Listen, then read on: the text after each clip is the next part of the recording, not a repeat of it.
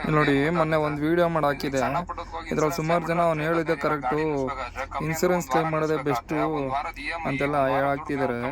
ನೋಡಿ, insurance claim ಮಾಡೋದು best ಅಂತ ಈ ವಿಡಿಯೋ ಮಾಡಿ ಹಾಕಿದೆ ಇನ್ಸ್ಟಾಗ್ರಾಮು ಮತ್ತು ಫೇಸ್ಬುಕ್ಕು, ಯೂಟ್ಯೂಬಲ್ಲಿ. ಬಟ್ ಇವ್ರಿಗೆಲ್ಲ ಏನು ಗೊತ್ತಿದೆ ಗೊತ್ತಾ, ಈಗ ಎಲ್ಲರ ಹತ್ರನೂ ಹೆಲ್ತ್ ಇನ್ಸೂರೆನ್ಸ್ ಅನ್ನೋದು ಮಾಡಿಸಿರ್ತಾರೆ.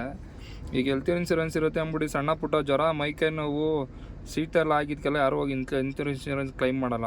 ಡೈರೆಕ್ಟ್ ಹಾಸ್ಪಿಟ್ಲಿಗೆ ಹೋಗಿ ಚೆಕಪ್ ಮಾಡಿಸ್ಕೋತಾರೆ. ಸೊ ಹಂಗೆ ನಮ್ದು ಎಲ್ಲೋ ಬೋಲ್ಡ್ ಗಾಡಿಗೆ ಆಯಿತು, ಯಾವುದೇ ಗಾಡಿಗೆ ಆಯಿತು, ಸಣ್ಣ ಪುಟ್ಟ ಸ್ಕ್ರಾಚಸ್ಸು, ಡ್ಯಾಮೇಜಸ್ಗೆಲ್ಲ ಇನ್ಸೂರೆನ್ಸ್ ಕ್ಲೈಮ್ ಮಾಡ್ತಾ ಕೂತ್ರೆ 3-4 ದಿನ ಆಗುತ್ತೆ. ಎಸ್ಪೆಷಲಿ ನಮ್ಮ ಎಲ್ಲೋ ಬೋರ್ಡ್ಗೆ ಅಂದರೆ 3 ದಿನ ಅಂತಂದ್ರೆ, ಈಗ ಅದು ಡ್ಯಾಮೇಜ್ ಆಗಿದೆ ಒಂದು 2,000 ರೂಪಾಯಿ ಅಂದ್ಕೊಂಡ್ರು ನಾವು 3 ದಿನ ಇನ್ಸೂರೆನ್ಸ್ ಕ್ಲೈಮ್ ಬಿಟ್ರೆ ಡೈಲಿ 3,000 ದುಡಿತೀವಿ ಅಂದ್ರೂ 3 ದಿನಕ್ಕೆ 9,000 ರೂಪಾಯಿ ಆಯಿತು. 3 ದಿನಕ್ಕೆ 9,000 ರೂಪಾಯಿ ಆಯ್ತಂದರೆ ಯಾರು ಕೊಡ್ತಾರೆ ಹೇಳಿ? 2,000 ರೂಪಾಯಿಂದ ಹೋಗ್ಬಿಟ್ಟು ಅವ್ನು ಯಾರೋ ಮಾಡಿ ತಪ್ಪಿಗೆ 3 ದಿನಕ್ಕೆ 9,000 ರೂಪಾಯಿ. ಅದು ಪಾರ್ಟ್ ಸಿಕ್ಕೋರು 3 ದಿನಕ್ಕೆ ಸಿಗುತ್ತೆ. ಸಿಕ್ಕಿಲ್ಲ ಅಂದರೆ ಅವ್ರ ಕಮಿಟ್ಮೆಂಟ್ ಎಲ್ಲ ಏನು ಮಾಡ್ತಾರೆ ಹೇಳಿ? ಸ್ವಲ್ಪ ಕಮೆಂಟ್ ಮಾಡೋಕ್ಕೆ ಮುಂಚೆ ಜನಗಳ ಜವಾಬ್ದಾರಿ ಯೋಚನೆ ಮಾಡಿ ಕಮೆಂಟ್ ಮಾಡಬೇಕು. ಈಗ ನಿಮ್ಗಳ ಹತ್ರ ಹೆಲ್ತ್ ಇನ್ಸೂರೆನ್ಸು ಎಲ್ಲ ಇರುತ್ತೆ ಅಂತ ಹೇಳ್ಬಿಟ್ಟು ಹೋಗ್ಬಿಟ್ಟು ಸಣ್ಣ ಪುಟ್ಟ ಜ್ವರಕ್ಕೆಲ್ಲ ಇನ್ಸೂರೆನ್ಸ್ ಕ್ಲೈಮ್ ಮಾಡ್ತೀರಾ? ಇಲ್ಲ ತಾನೇ? ಸೊ ಹಂಗೇ ಯಾವುದೇ ಆದರೂ ಅಷ್ಟೇ, ಇನ್ಸೂರೆನ್ಸ್ ಅನ್ನೋದು ಮೇಜರ್ ಡ್ಯಾಮೇಜಸ್ಟು ಮೇಜರ್ ಆಕ್ಸಿಡೆಂಟಿಗೆ ಆಗುತ್ತೆ.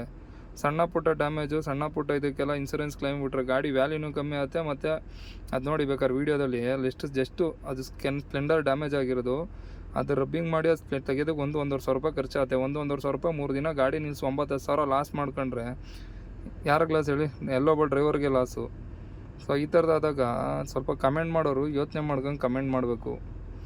ಆಮೇಲೆ ಇನ್ನೂ ಕೆಲವರು ಅವ್ನಿಗೆ ಹೊಡೀರಿ ಬಡೀರಿ ಚಪ್ಪಲಿ ಹೊಡೀರಿ ಅಂತೀರ. ಅವೆಲ್ಲ ಅವ್ರಿಗೆ ಮಾಡಿದ್ರೆ ನಮ್ಮ ಮೇಲೆ ಕೇಸ್ ಹಾಕ್ತಾರೆ ಅವರು. ಯಾಕಂದರೆ ಅದು ರೂಲ್ಸ್ ಎಗೇನೆಸ್ಟ್, ಅದು ಕಾನೂನು ಪ್ರಕಾರ.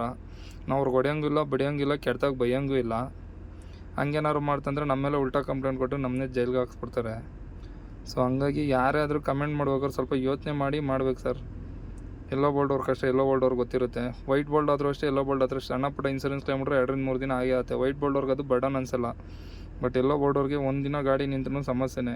ಕಂಪ್ನಿ ಡ್ಯೂಟಿ ಮಾಡೋರು ಕಂಪ್ನಿಲೆಲ್ಲ ರೀಸನ್ ಹೇಳ್ತಾ ಕೂತಬೇಕು. ಇನ್ನು ಓವರ್ ಡ್ಯೂಟಿ ಮಾಡೋರು ಐತಂದರೆ ಅವ್ರದ್ದೆಲ್ಲ 3 ದಿನ 4 ದಿನ ದುಡಿಮೆ ಲಾಸ್ ಆಗುತ್ತೆ. ಸ್ವಲ್ಪ ಯೋಚನೆ ಮಾಡಿ ಕಮೆಂಟ್ ಮಾಡಿ. Thank you.